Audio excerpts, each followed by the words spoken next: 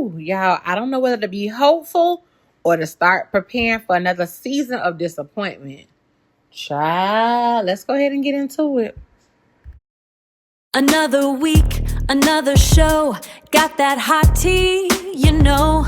Ooh. Get ready for the unfiltered truth. What she thinks too. On reality, on everyone. Oh, yeah. The real talk has just begun. What she thinks too. Real commentary, real opinions. What she thinks too. What she thinks, what she thinks.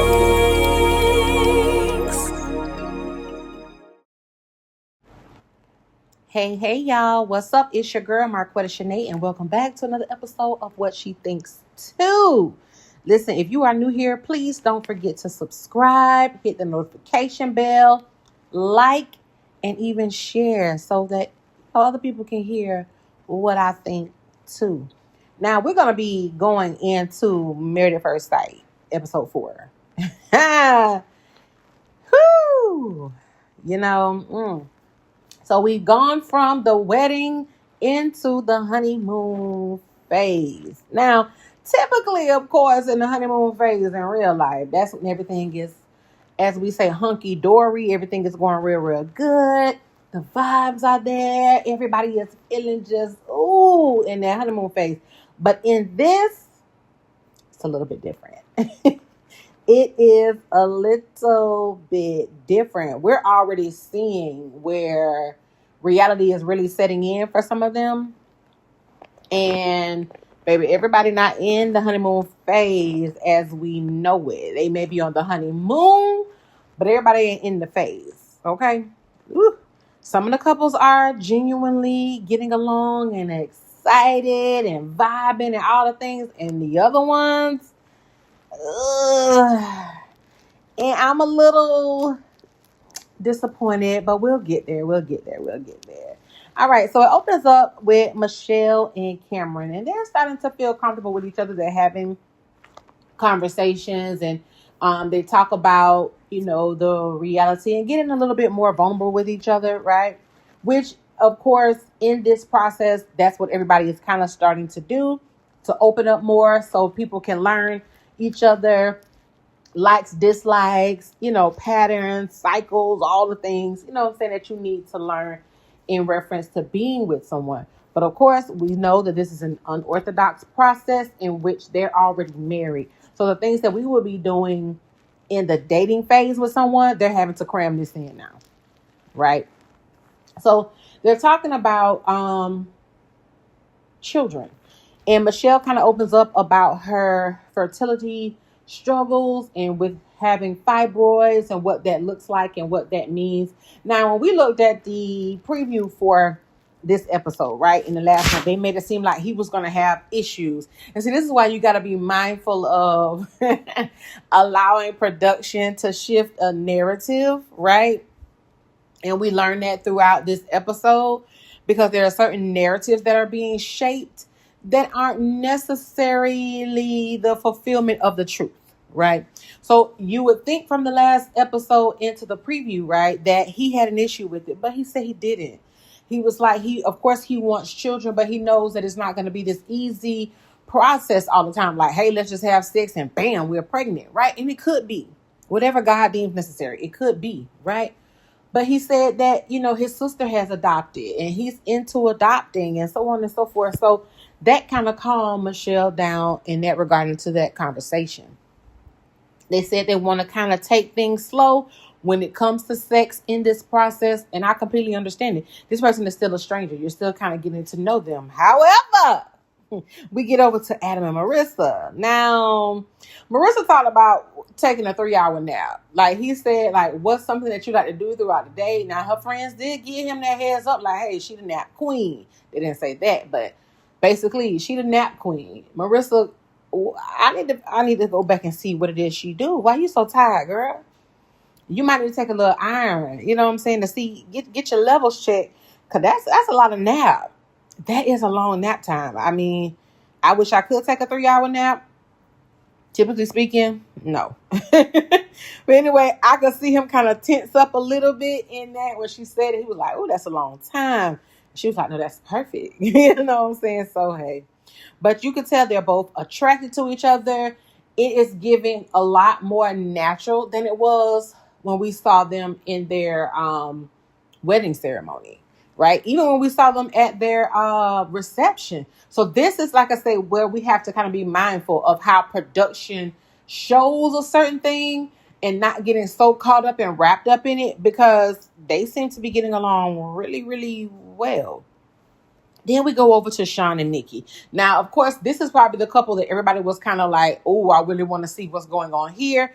Because again, how production played in our faces in the last episode pertaining to Shawn, the last two episodes pertaining to Shawn and Nikki, right? We're going into it with the, oh, she don't really like him and all this other stuff.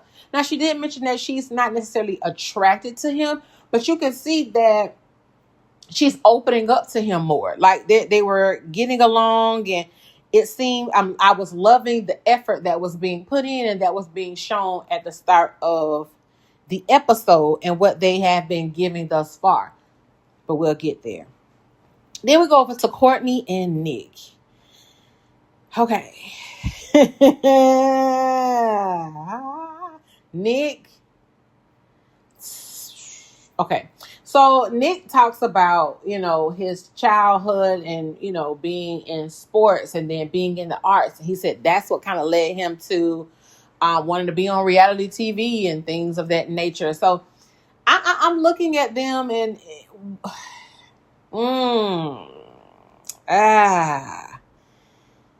let's just cut to the chase. Okay, so Nikki is asking him like, hey, are you able to fix things? And he's like, no. She like, oh, okay, well, I see where the matchmakers kind of went wrong, and they kind of laugh it off. She asked him to open up something. He couldn't open it. She was like, oh, let me see. And she opened it right away. Now, we do know she's a bodybuilder. So, you know what I'm saying? Your strength and ability may, of course, be greater than his.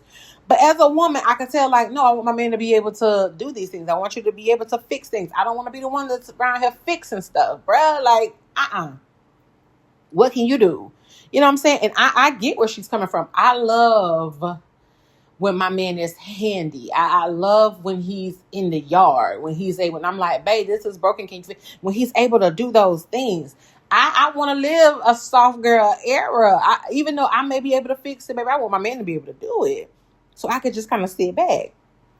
And that's what Courtney's kind of giving me. And she probably was raised like that, where her dad did, you know what I'm saying, certain things. And now I'm having to step into this role. But, and we see, as the episode kind of progresses, where it's very awkward between them, right? He says, oh, things are going good. But you could tell, like, she's needing more. And she says that, like, I'm bored. And I ain't gonna lie, y'all, I was bored watching them. Were y'all bored watching them? Drop right in the comments and let me know. But I was kind of bored in their scenes, too, because it was so, like, awkward. And I'm glad that she mentioned that, you know what I'm saying? That's how she was feeling, because, again, production can play in our faces, right? And we can get a certain perception of something that may not necessarily be the case. But I'm glad that she verbally said, listen, I'm bored. I'm used to more high energy, and I'm having to like pull things out. And girl, I get it. Courtney, I understand, honey. Then we get to Felipe and Tori. Now, of course, from the first episode, we see that they were really into each other, but they're having this conversation, getting to know each other better. They talk about faith and religion.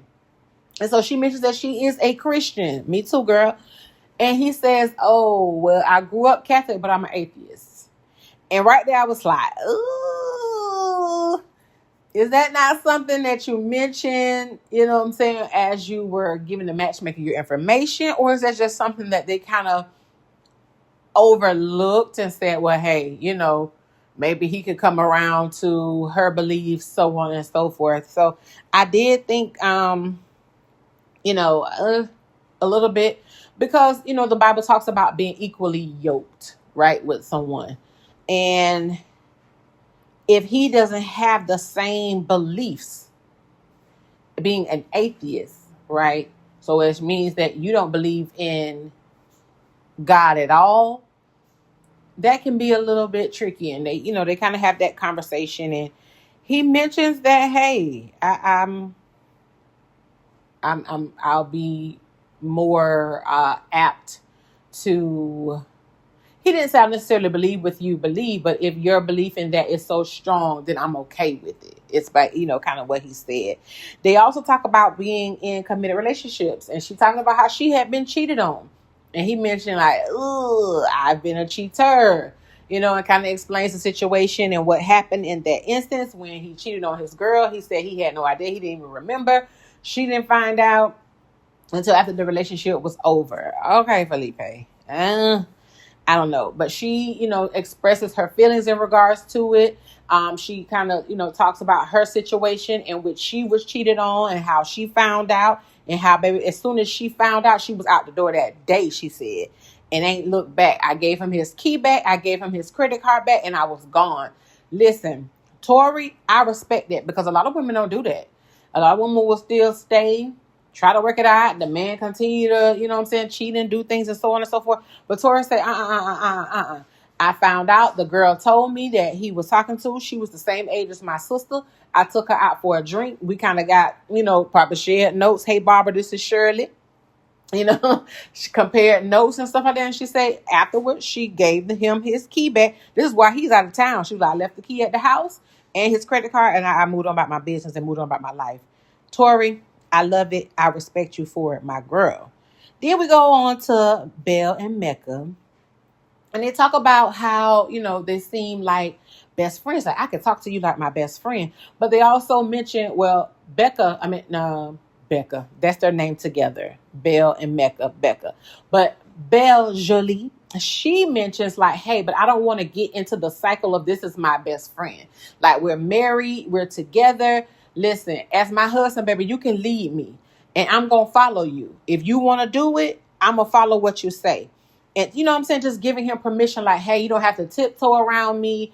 Listen, I'm your wife. You're my husband. And kind of giving him, that authority to be who God has called and created him to be as her husband.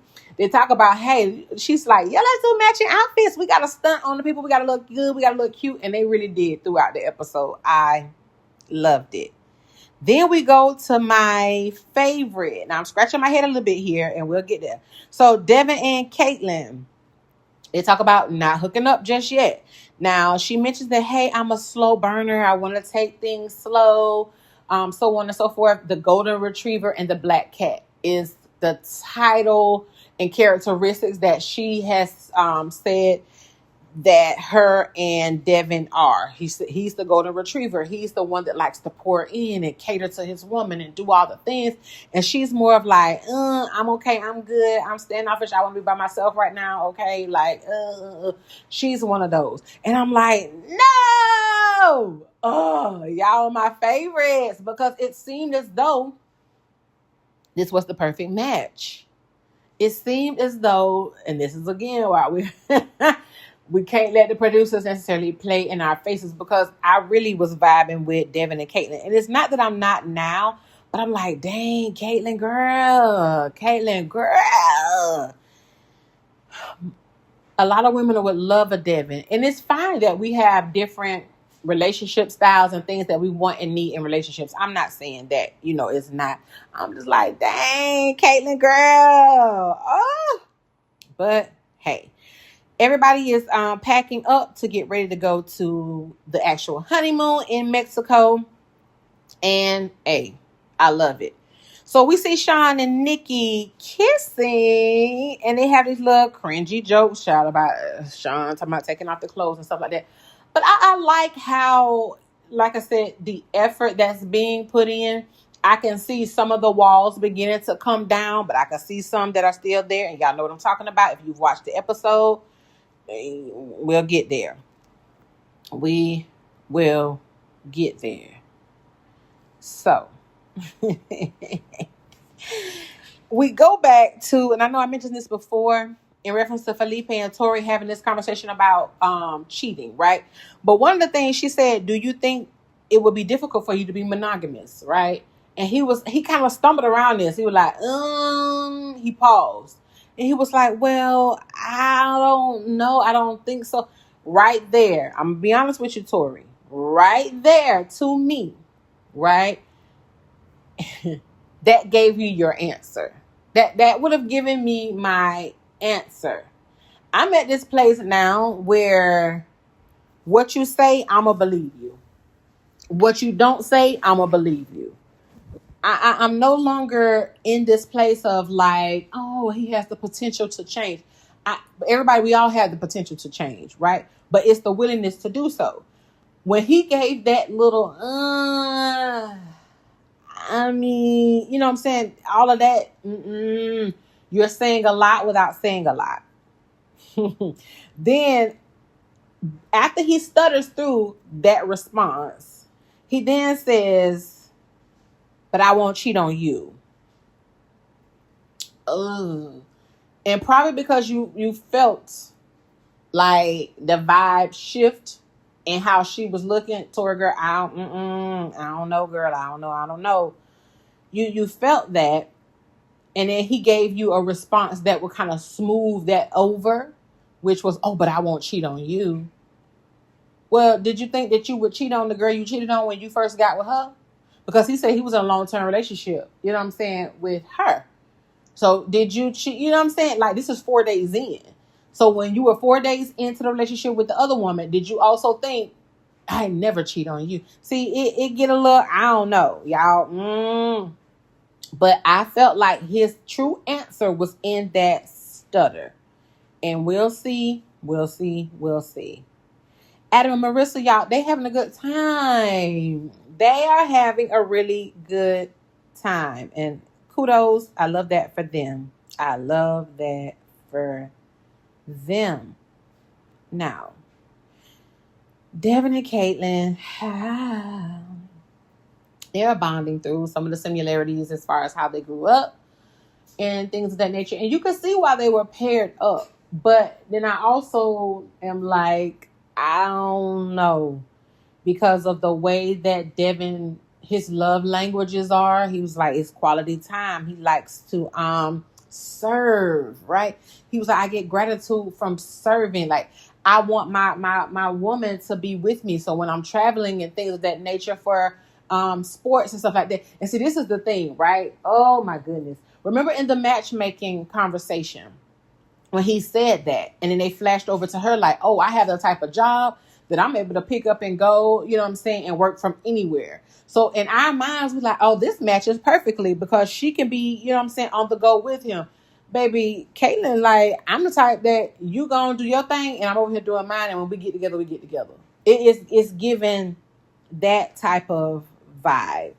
Then we go back to Shawn and Nikki. Okay. So like I said, it's a stark difference from what the producers showed us before. They talked about like, so how did she say, how did you feel when I was walking down the aisle? And he was like, ooh, you know, you're beautiful and all the things.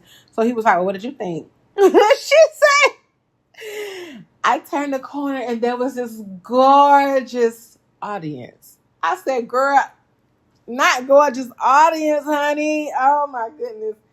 And he was like, I thought you was going to say gorgeous man. She was like, not yet. I'm getting there. Oh, Nikki, girl. Nikki.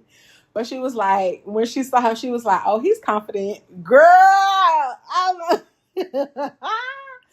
That made me chuckle, as y'all can see. Nikki said, oh, he confident. Oh, oh my word. So they began to kind of talk about growth, right? And how they have both grown in relationships and so on and so forth. And the conversation kind of gets a little intense because he was like, well, give me an example of how you've grown. I think she gave a great example. She said she's a very clean person. And when she would live with someone that wasn't as clean, she would be like, oh, this is not going to work for me, right?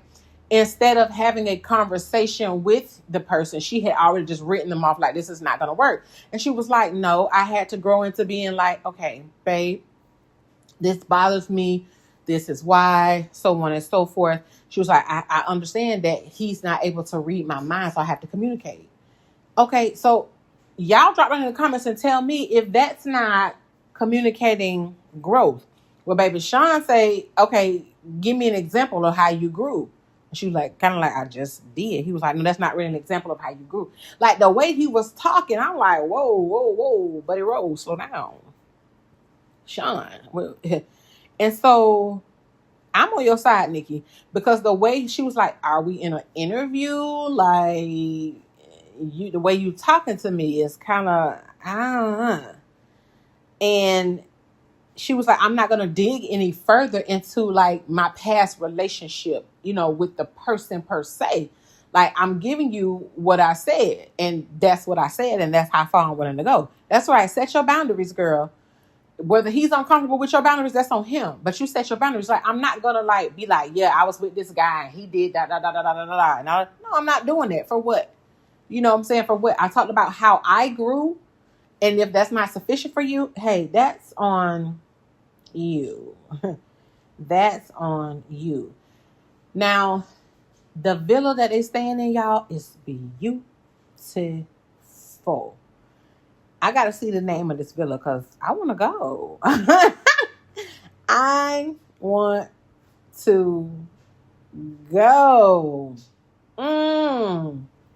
Listen.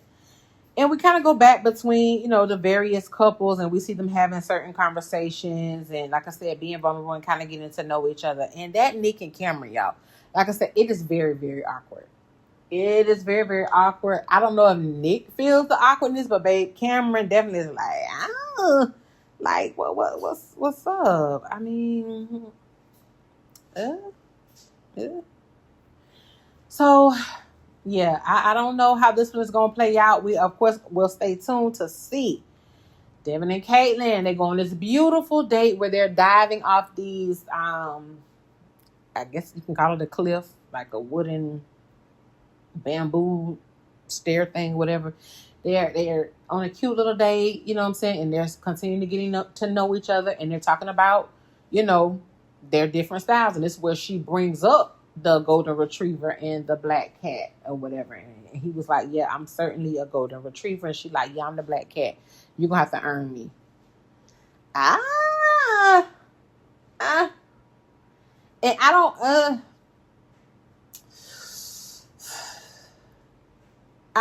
yeah, it just get a little,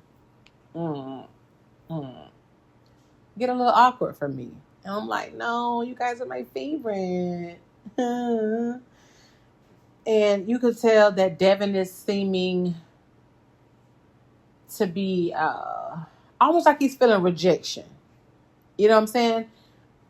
Because of her unwillingness to allow him to be who he is, so to speak.